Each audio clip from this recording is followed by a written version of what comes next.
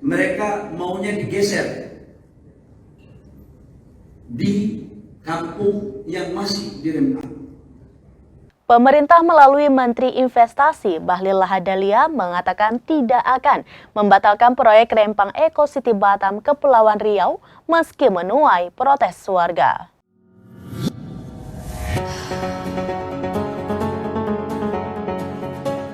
Pemerintah melalui Menteri Investasi Bahlil Lahadalia mengatakan tidak akan membatalkan proyek Rempang Eco City Batam Kepulauan Riau meski menuai protes warga.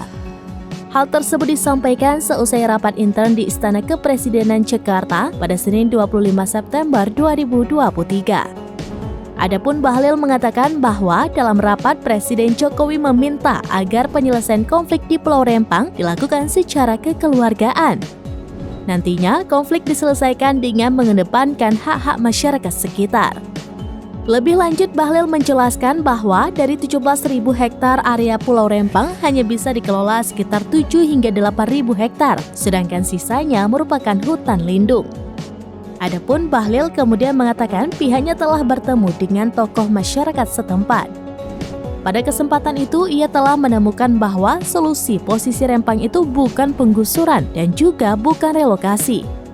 Melainkan masyarakat meminta untuk digeser ke kampung yang masih di Pulau Rempang, yakni Tanjung Banon.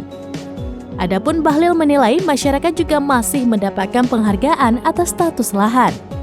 Pemerintah juga memberikan lahan tanah seluas 500 meter persegi dengan sertifikat hak milik serta dibangunkan rumah dengan tipe 45. Selain itu, masyarakat juga akan mendapatkan dana tunggu sebesar Rp1.200.000 dan dana untuk menyewa rumah sebesar Rp1.200.000.